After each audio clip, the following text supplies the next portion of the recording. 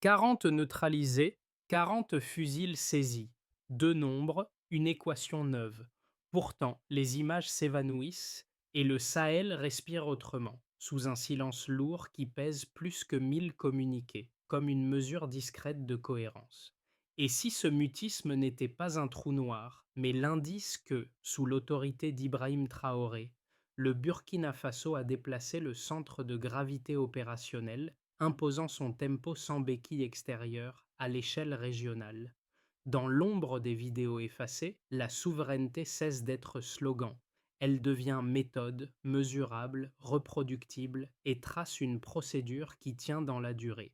Sous la direction d'Ibrahim Traoré, le Burkina Faso ne cherche plus à célébrer une victoire ponctuelle, mais à démontrer qu'une souveraineté opérationnelle peut se mesurer. L'objectif du récit est clair.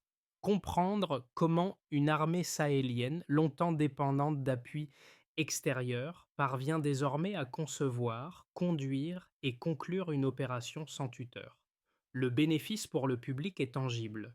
Saisir la logique d'un modèle d'autonomie reproductible où chaque succès local devient protocole régional. L'enjeu dépasse le terrain militaire. Il touche à la capacité d'un État à agir par lui-même, à fixer son propre tempo, à convertir la maîtrise du moment en architecture durable. Ce que promet cette analyse, c'est une clé de lecture. Lire la victoire non comme un événement spectaculaire, mais comme la preuve qu'une méthode africaine peut structurer la durée. Comprendre cette bascule, c'est mesurer la portée réelle du silence qui entoure Ibrahim Traoré, non une absence de communication, mais le signe d'un contrôle retrouvé. Deux chiffres suffisent à ouvrir le rideau. 40 neutralisés, 40 fusils saisis. Mais la véritable révélation ne réside pas dans le décompte, plutôt dans la façon dont l'opération a été menée. Dirigée directement par le Burkina Faso sous l'autorité d'Ibrahim Traoré, sans encadrement étranger, elle rompt avec plusieurs décennies de dépendance où la décision se prenait ailleurs. Cette conduite locale n'a pas seulement changé la tactique, elle a transformé la perception du pouvoir. L'ancien terrain d'exercice devient théâtre d'autonomie. Les ordres circulent vite, les déplacements sont nets, la discipline remplace la technologie. Dans cette mécanique sobre, chaque geste devient d'indicateur. Encercler, neutraliser, extraire, trois verbes pour une doctrine. Le contexte éclaire la portée. Moins de 48 heures d'intervention, zéro perte civile recensée, trois pays voisins synchronisés en moins de 90 jours. Ces marqueurs ne prétendent pas tout expliquer, mais ils fixent un seuil. La maîtrise du temps, la réduction du bruit, la diffusion du modèle. Le Sahel découvre que la vitesse n'est pas la mesure de la puissance, la cohérence l'est. Autour de cette opération, la population réagit d'abord par la retenue, puis par la reprise. Marché, école, trajet quotidien, le civisme s'exerce sans qu'on le proclame. Dans les chancelleries, l'étonnement remplace le scepticisme. Le silence que l'on croyait vide devient preuve. Preuve qu'un État africain peut agir, calibrer, conclure et enseigner cette méthode à ses pairs. Ainsi, ce qui semblait un sursaut isolé révèle une structure. Le Sahel, sous l'impulsion d'Ibrahim Traoré, apprend à orchestrer sans chef d'orchestre étranger. Ibrahim Traoré n'est pas seulement le commandant d'une opération militaire. Il incarne une rupture, une nouvelle ère pour le Burkina Faso et, plus largement, pour le Sahel. À travers ses actions décisives, il ne se contente pas de mener une bataille, mais forge un modèle de souveraineté régionale. Ce modèle, axé sur l'autosuffisance, démontre que même face à des défis colossaux, un pays peut regagner sa maîtrise et redéfinir son destin sans dépendre de puissances étrangères. Les répercussions de cette action dépassent largement la dimension militaire. En dirigeant une opération sans l'aide directe des forces étrangères, Ibrahim Traoré a non seulement mis fin à des décennies de dépendance, mais a également créé un précédent pour d'autres pays de la région, illustrant que l'autonomie stratégique est possible et nécessaire. Ce modèle de leadership remet en question les paradigmes traditionnels de coopération internationale, où l'Afrique est souvent vue comme un terrain d'action pour des puissances extérieures. L'impact immédiat de l'opération sur la société burkinabé a été palpable. Un sentiment de fierté et de résilience s'est installé parmi la population. Les marchés, les écoles et les infrastructures ont repris vie, prouvant qu'au-delà des conflits militaires, ce sont les bases sociales et économiques qui sont essentielles pour un changement durable. Traoré a donc amorcé un mouvement de renouveau où l'action stratégique et la stabilité intérieure se renforcent mutuellement. Tout commence dans la nuit du 14 janvier à 23h42 précise. Sous une lune basse, les unités burkinabées encerclent la lisière nord de Jerry Forest. Trois verbes suffisent à décrire le plan: encercler, neutraliser, extraire. Ce triptyque devient la matrice d'un nouveau type d'opération. Pas de grand fracas, pas de spectacle. Une exécution nette, une cadence régulière et un objectif clair: démontrer qu'une armée africaine peut conduire une mission complexe avec ses propres moyens. Sous l'autorité d'Ibrahim Traoré, chaque phase a été pensée comme un test de méthode. L'approche n'est pas héroïque, elle est procédurale. Les communications se font en code court. Les signaux radio remplacent les ordres longs. Les décisions descendent en cascade plutôt qu'en hiérarchie. Ce n'est plus le modèle importé de la coordination extérieure, mais celui d'une orchestration interne, où la rapidité se mesure à la cohérence, non à la vitesse brute. Le déclenchement fut maîtrisé. Des équipes d'infanterie légère, des véhicules tout-terrain, une topographie mémorisée. Aucun GPS, aucune télémétrie importée. La mémoire collective des patrouilles locales s'est substituée aux technologies étrangères. Ce choix, risqué pour certains observateurs, s'est révélé décisif. L'absence de dépendance a réduit le délai de réaction et accru la précision des manœuvres. Puis vient le climax. En moins de 6 heures, les positions adverses s'effondrent. Les radios ennemies s'éteignent les unes après les autres. La surprise n'est pas dans l'ampleur des frappes, mais dans la rapidité du silence. L'opération ne cherche pas le tumulte, elle impose le calme. À 5h12 du matin, la zone est sécurisée. Les armes saisies sont alignées, les transmissions étrangères interceptées. Le message est clair. La souveraineté se prouve par la maîtrise, non par l'annonce. Le jour se lève sur une scène sans triomphe. Pas de parade, pas d'hymne. Des soldats démontent leur position, des civils réapparaissent. Le marché voisin rouvre avant même le communiqué officiel. Là se trouve le véritable point de bascule. Le peuple réagit avant le discours. La victoire n'a pas besoin d'être proclamée, elle est vécue. Ibrahim Traoré, dans son rapport post-opération, insiste sur ce détail. Une victoire se mesure à la normalité qu'elle rétablit. Ce n'est pas une formule, c'est une méthode. Dans les semaines suivantes, les indicateurs civils montrent un retour rapide à la routine. Flux commerciaux restaurés, écoles rouvertes, déplacements sécurisés. La rémanence n'est pas médiatique, elle est comportementale. Ce cycle, déclenchement, climax, rémanence, devient la signature du modèle burkinabé. Il prouve qu'une armée peut gagner sans bruit, qu'un État peut reprendre le contrôle sans discours tonitruant. Et dans ce silence organisé, le nom d'Ibrahim Traoré revient comme un repère, celui d'un commandement qui ne cherche pas la gloire, mais la continuité. La tempête, la tempête Sandstorm n'est pas une explosion, c'est une procédure, une manière de redéfinir la puissance non plus par la force mais par la constance. Pour bien saisir la portée du changement stratégique sous Ibrahim Traoré, quelques repères chiffrés peuvent éclairer le contexte. Le premier aspect porte sur la durée des interventions, réduite de manière significative. Les opérations menées avant 2023 dépassaient en moyenne 72 heures. Celles de la phase Sandstorm enregistrent une contraction d'environ 47%, moins de 38 heures pour un cycle complet. Ce n'est pas une simple accélération, c'est la preuve d'une préparation mentale et topographique intégrée. En réduisant le temps d'exposition, les forces burkinabées ont limité les erreurs humaines et les risques collatéraux. Ce delta temporel devient une mesure d'anticipation. Prévoir avant d'agir, cartographier avant d'avancer. Le deuxième élément met en lumière le soin accordé à la protection des civils.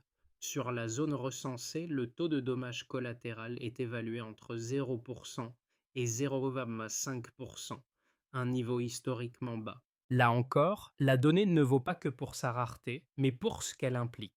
La capacité d'une armée locale à concilier efficacité tactique et responsabilité humaine.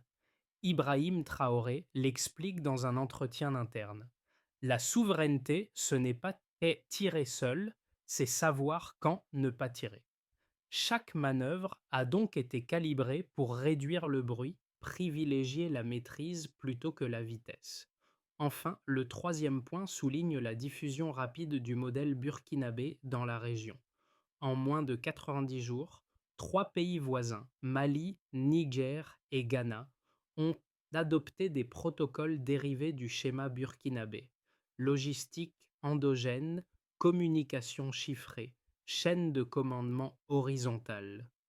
Ce phénomène de réplication rapide démontre que le modèle ne repose pas sur la force d'un seul État, mais sur sa transférabilité. Le Burkina Faso devient un laboratoire de souveraineté partagée, où la méthode prime sur le matériel. Ces trois chiffres, 47%, 0,5%, 90 jours, ne disent pas tout, mais ils dessinent une structure, la souveraineté comme résultat mesurable. Ils traduisent la transformation d'une armée en réseau de décision. Le processus importe plus que le spectacle. Là où l'ancien paradigme valorisait la puissance visible, Ibrahim Traoré impose une efficacité vérifiable. Au-delà des chiffres, l'effet sociopolitique est palpable. Les habitants des zones concernées reprennent leurs habitudes, marché, école, circulation. Le silence n'est plus synonyme d'angoisse, mais d'ordre retrouvé. Dans les chancelleries, on observe le phénomène avec prudence. Un modèle africain de commandement autonome émerge sans slogan ni intermédiaire. Cette triple mesure, temps, perte, diffusion, forme un cadre méthodologique. C'est la preuve que la durabilité ne dépend pas du nombre d'armes, mais du degré de coordination. Ibrahim Traoré transforme l'opération en indicateur et le résultat en méthode.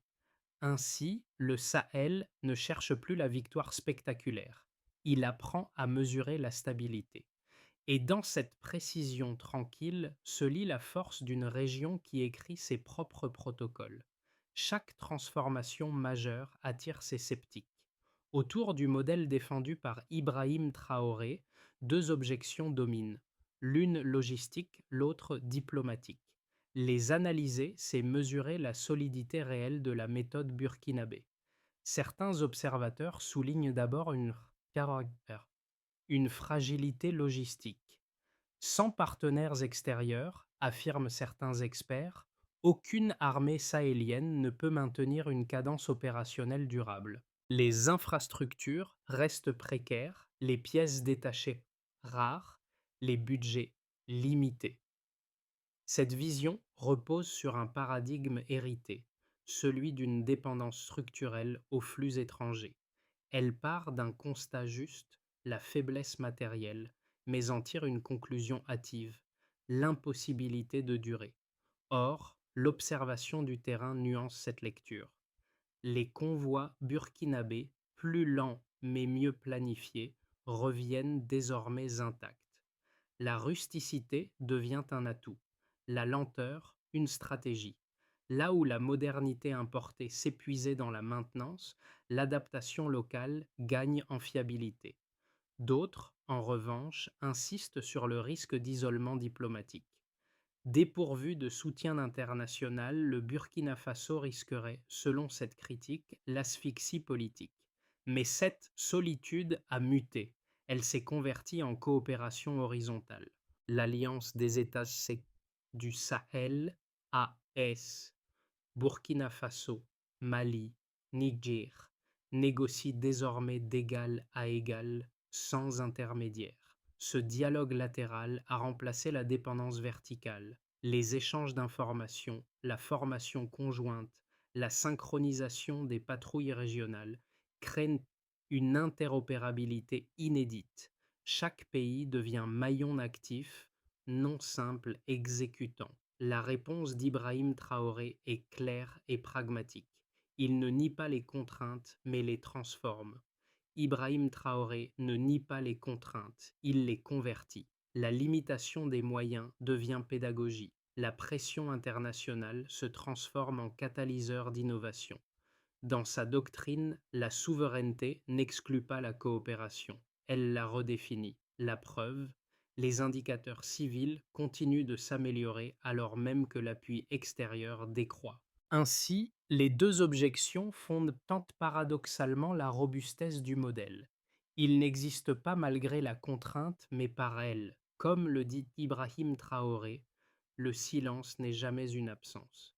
Il est souvent la marque d'une maîtrise retrouvée. C'est la phrase pivot prononcée par Ibrahim Traoré au milieu du rapport Sandstorm, et c'est elle qui résume la bascule.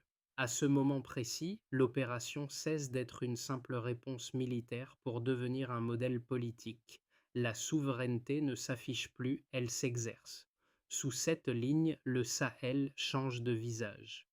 La tempête, d'abord perçue comme une réaction, devient une méthode. Le commandement burkinabé montre qu'il est possible de stabiliser sans suréquipement, de coordonner sans supervision étrangère. Cette révélation, d'apparence technique, porte une portée symbolique immense.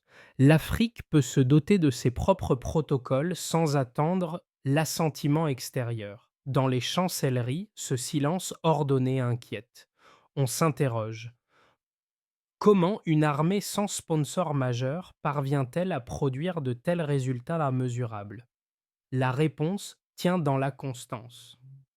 La méthode prévaut sur la rhétorique, le calme sur le vacarme. Le milieu du récit révèle donc l'essentiel. La souveraineté, dans sa forme la plus contemporaine, se mesure au degré de maîtrise. Non au nombre d'armes, mais à la cohérence des gestes. Lorsque la poussière retombe, les effets de l'opération Sandstorm se déploient en cercle concentrique.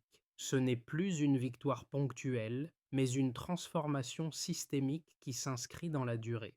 Ibrahim Traoré ne parle plus de succès, mais de structure. Les données recueillies par le ministère burkinabé de la Défense signalent une réduction d'environ 30% des attaques recensées depuis le lancement de Sandstorm.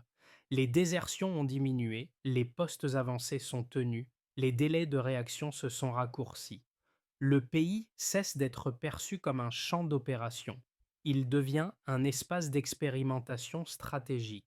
Cette stabilité factuelle redonne confiance à la population et crédibilité à l'État. L'Alliance des États du Sahel, AES, fonctionne désormais sans supervision étrangère. Trois centres de coordination régionaux assurent la planification conjointe et les transmissions interarmées.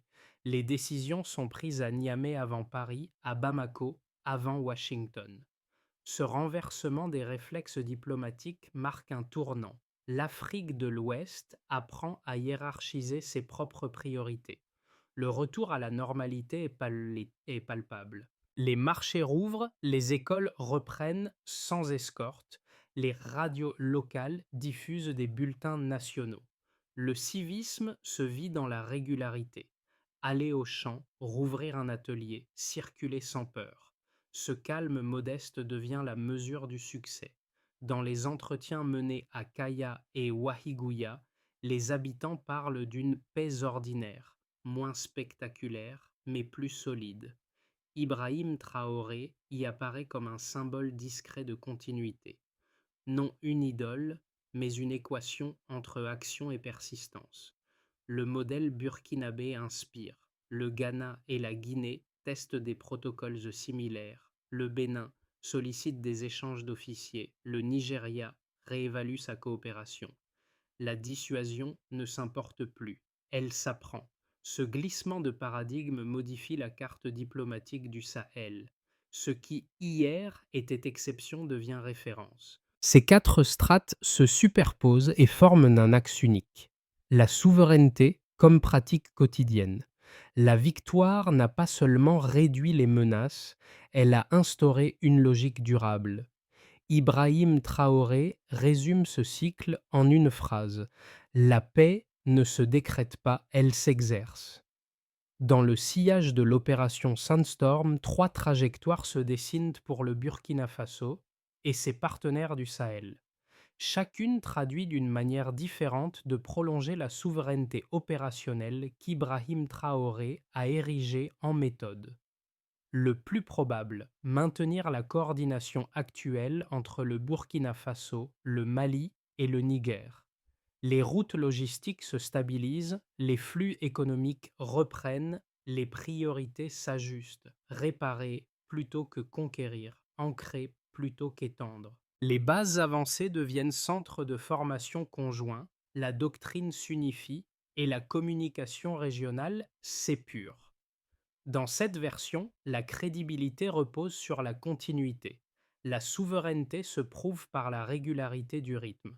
Ce cadre verrait l'intégration progressive de nouveaux États, Ghana, Guinée, voire Bénin.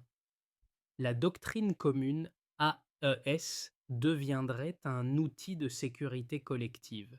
En théorie, cette extension pourrait réduire jusqu'à 40% les attaques régionales et renforcer la cohésion politique ouest-africaine.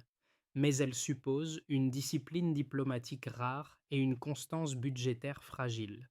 Si elle réussit, la figure d'Ibrahim Traoré dépasserait le cadre national pour incarner une souveraineté panafricaine partagée. Sous l'effet combiné des sanctions, de la désinformation et des pénuries, l'unité AES pourrait se fissurer. Des attaques frontalières raviveraient la méfiance, des influences extérieures exploiteraient les divergences. Le succès de Sandstorm deviendrait alors un fardeau symbolique, trop visible pour être ignoré, trop fragile pour être imité. Dans cette hypothèse, le risque serait de voir la souveraineté se réduire à un discours. En guise de recommandation, Ibrahim Traoré rappelle souvent que le pouvoir n'est rien sans continuité. Ibrahim Traoré le répète souvent, le pouvoir n'est rien sans continuité. Le véritable enjeu des prochains mois sera donc de transformer une réussite militaire en culture institutionnelle. Juger chaque succès non à sa gloire, mais à sa persistance. Si la vigilance se maintient, la dynamique se prolonge.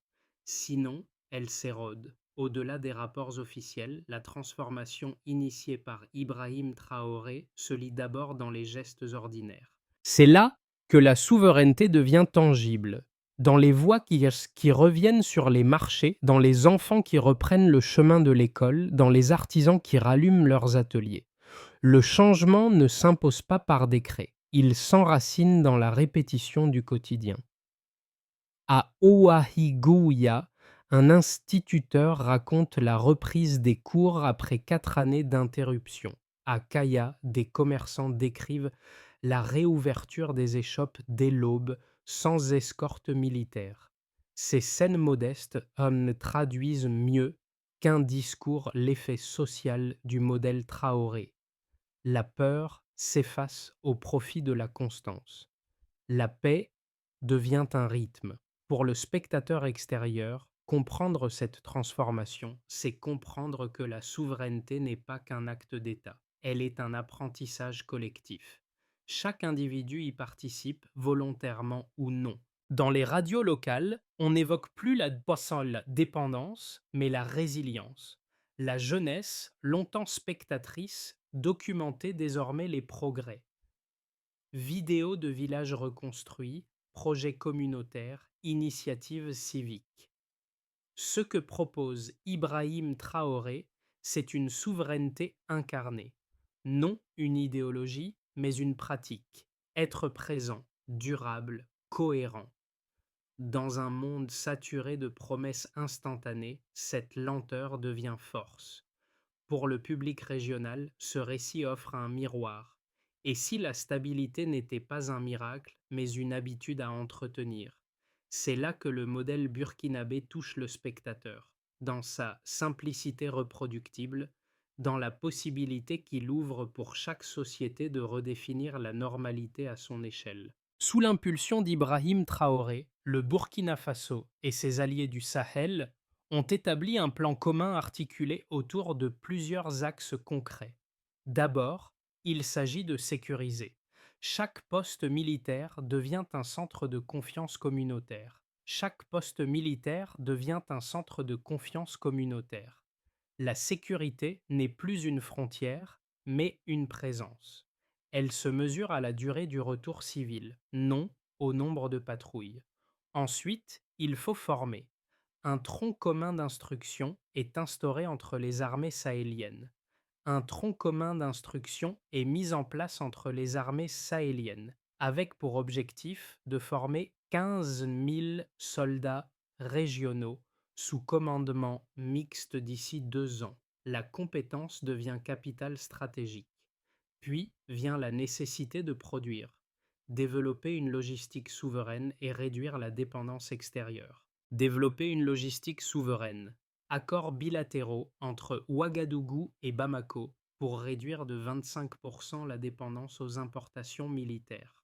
L'autonomie se construit par la production, non par l'achat.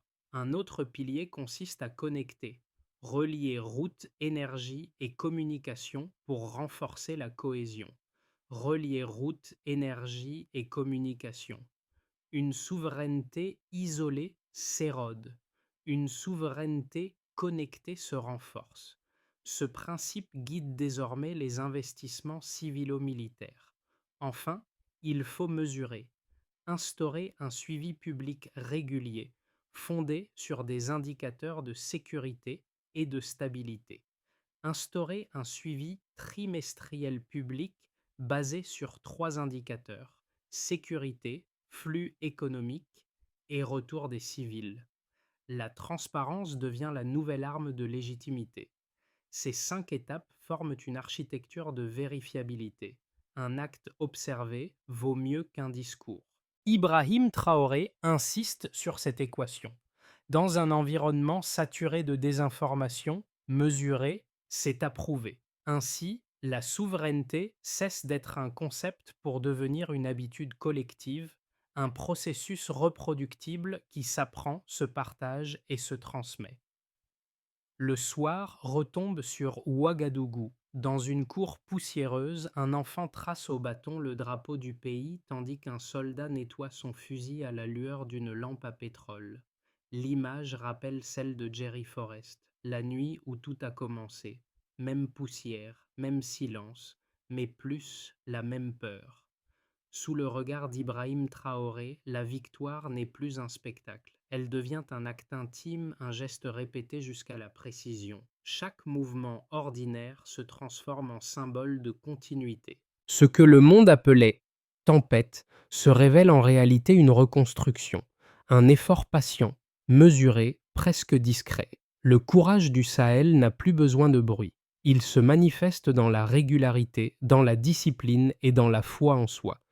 Cette constance tranquille, celle des marchés qui rouvrent, des routes qui se repeuplent, des voies qui renaissent, est la preuve la plus solide de la transformation enclenchée. Le vent du Sahel ne porte plus le fracas des armes, mais celui d'une promesse, celle d'une Afrique qui choisit enfin son propre rythme. Le récit se referme comme il a commencé, dans le calme. Ce silence que beaucoup interprétaient comme un vide s'avère être une voix, celle d'un continent qui réapprend à parler par ses propres gestes. Sous l'impulsion d'Ibrahim Traoré, le Burkina Faso n'a pas cherché à convaincre par le bruit, mais à inspirer par la constance. La souveraineté y devient un verbe, non un slogan. Elle se conjugue chaque jour dans le travail, la discipline et la confiance. Pour le spectateur, l'enjeu n'est plus de contempler une victoire étrangère, mais de réfléchir à ce que signifie pour soi le contrôle retrouvé de son propre destin. Car ce qui se joue au Sahel dépasse ses frontières. C'est la redéfinition d'un rapport au pouvoir, à la dignité, à la durée.